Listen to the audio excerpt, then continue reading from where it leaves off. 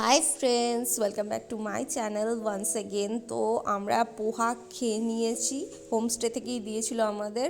তো ইয়ামি পোহা খেয়ে আমরা বেরিয়ে পড়েছি এই গাড়িটা নিয়ে কালোডুঙ্গারের উদ্দেশ্যে। আর কালোডুঙ্গারে যাওয়ার পথে এই মন্দিরটা পড়ে, মন্দিরে দর্শন করলাম ঠাকুরের। অনেকে দেখলাম যে পুজোও দিতে আসছে লোকাল লোকেরা, তো ওখানে দর্শন করে আমরা চলে গিয়েছিলাম কালোডুঙ্গারের উদ্দেশ্যে। আর এই মন্দিরটা বেশ পরিষ্কার পরিচ্ছন্ন ছিল, জানো তো। আর এটা ত্রিনাথ ঠাকুরের মন্দির ছিল, গণেশ ঠাকুর, হনুমানজি সবই ছিল, কিন্তু যদি আমি ভুল বলে থাকি আমায় জানিও কমেন্টসে। আর এই যে কালোডুঙ্গার কাছে সব থেকে হাইয়েস্ট টপ হিল বলতে পারো। তো এখানে এসে আমরা একটু দাঁড়িয়েছিলাম, আর দূর থেকে ভিউটা তো অসাধারণ লাগছিল। তবে এখানে রোদ বা গরমটা না বলার মতো, মানে গায়ে পুরো একেবারে ছ্যাঁকা লাগছে, এতটা রোদ ছিল। তো আমরা একটু আখের রস খেয়ে নিয়েছিলাম, যাতে করে মানে একটু গরম থেকে রেহাই পাওয়া যায়। শীতকালে এই অবস্থা ভাবো, গরমকালে কি থাকে তার মানে। এটা নিউ ইয়ারের টাইমটা, মানে এই টাইমে এতটা গরম।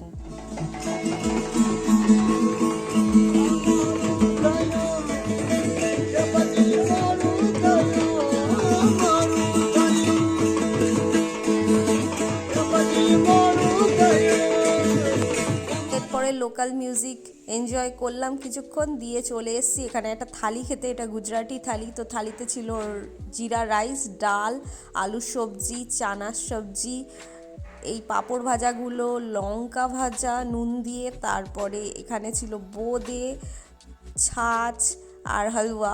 ছাঁচটা আমরা খাইনি। আর রুটি ছিল ঘি দেওয়া।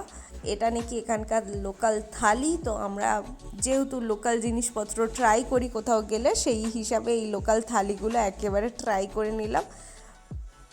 140 টাকা ছিল এক একটা থালির দাম। খুবই টেস্টি, খুবই ইয়ামি। তবে আমার একটু গ্যাস হয়ে গিয়েছিলো, কারণ এত ভাজা পোড়া খাওয়া আমাদের অভ্যাস নেই। আর তারপরে এই যে বরফের জায়গায় এসে গেছি, চারিদিকে বরফ আর বরফ। বরফ না গো, এগুলো হলো নুন, চারিদিকে নুন আর নুন।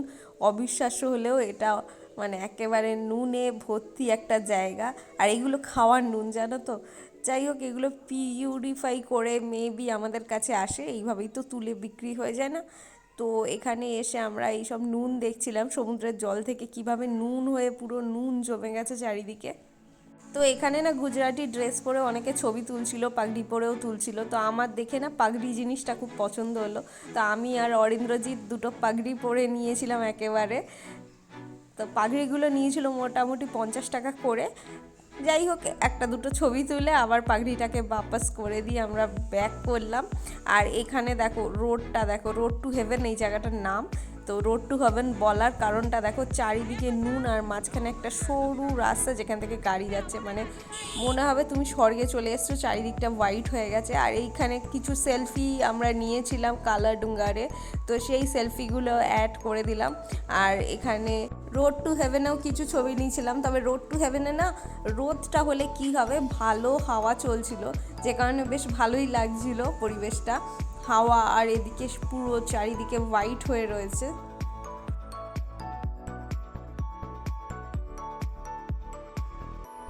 আরও একটা স্পট ছিল যেটা যাওয়াই যেত, কিন্তু সবাই বলল যে ওই স্পটটা আমরা কভার না করাই ভালো, কারণ ওখানে ধ্বংসাবশেষ রয়েছে, যেটা একদমই মানে দেখা যাচ্ছে না, মানে বেকার আমাদের যাওয়া হবে। আর রাতে আমাদের বাস ছিল, তো ব্যাক করে আসার ব্যাপার ছিল। তাই আমরা একটা লোকাল মন্দিরেও গেছিলাম। তো এই মন্দিরটা বেশ বড় একটা প্রাঙ্গণ নিয়েছিল। আমি দেখলাম কোনো ট্যুরিস্ট নেই, হয়তো ড্রাইভার যে ছিল, ড্রাইভার আঙ্কেল বা ভাই, সে আমাদের নিয়ে গিয়েছিলো। এই মন্দিরটায় অনেক ঠাকুর ছিল, সব ঠাকুরকে তো আমি বুঝতে পারছি না, তবে হনুমানজি ছিল, গণেশ ঠাকুর ছিল। তো সবাইকে আমরা প্রণাম করে আবার শুভযাত্রার জন্য এগোলাম। আর আজকে আমরা কোনো হোটেল রুম নিইনি, একটু স্বামীনারায়ণ মন্দিরে বসেছিলাম রাতে, তারপরে এসে গিয়েছিল বাসে উঠে গিয়েছিলাম। আর আজকে দাবেলিও আমরা ট্রাই করেছিলাম, যেটা ওখানকার ফাস্টফুড।